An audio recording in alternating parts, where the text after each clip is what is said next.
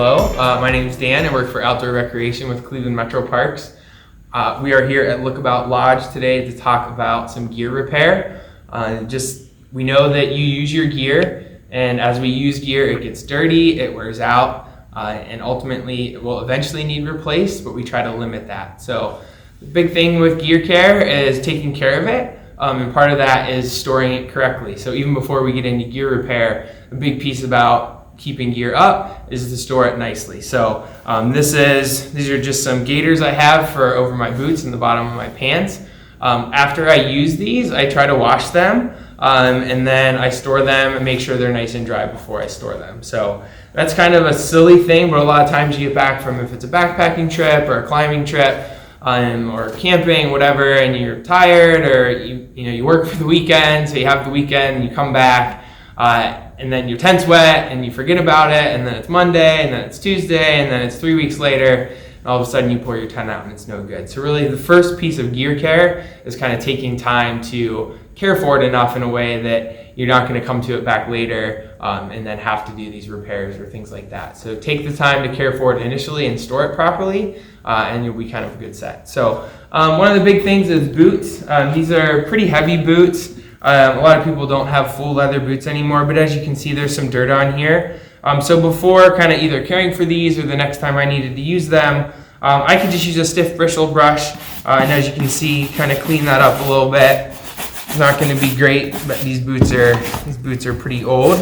But if we get them nice and clean, and then they make leather cleaner that you could use for this. My boots, these are old enough that I'm not going to probably clean them just because they've been cleaned so much.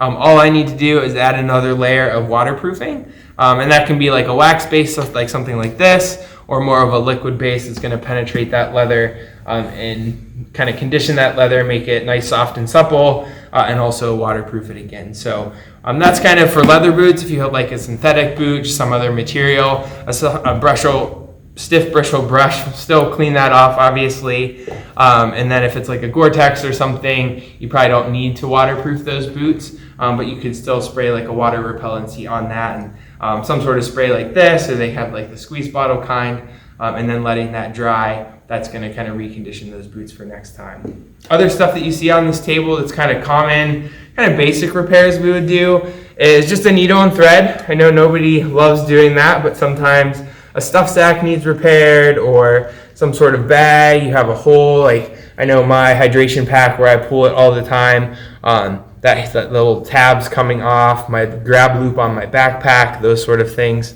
Another good thing, if you're not a needle and thread kind of person, which I am not, is some sort of repair tape. So this just comes on a roll, and it's basically black nylon. I have this one ready, nice little sticker ready to go. So if I had a hole in something like right here, all I would need to do is take off that backing and then stick this here. And then I could also, if I was really specific about it, I could do one on the back side as well. And as you see, I cut this in a circle. That way there's no edges, or no corners really. There's obviously still an edge, but no corners. And that way it sticks a little bit better. And then if this was a piece of gear I used all the time and I was super concerned about that, then I could take seam grip, and once this was on there, I could take seam grip and go over the whole thing, and that would really kind of glue down those edges so you wouldn't have any issue there. So a repair tape, something like this is great. Needle and thread obviously works well as well. And then a big thing is just making sure if you have a backpack or you're doing something else, have a buckle, a repair buckle that's the right size. The worst thing on a trip is probably having a buckle get hit and shut in a car door or a van door, and then you don't have a buckle for that for the rest of the trip, or maybe you're doing a shuttle or something. So just planning ahead and having that gear. You can see on this, I'll try to put my hand on the back, that little bar in the middle is split. This is a repair tab. That way this would be like a pack strap for a shoulder or a sternum strap where you could still repair it, and this would work without having to like do sewing or cutting or anything like that. You have to cut off the old one, but it's assuming that it broke. So it's probably already no good, and then you have something like this.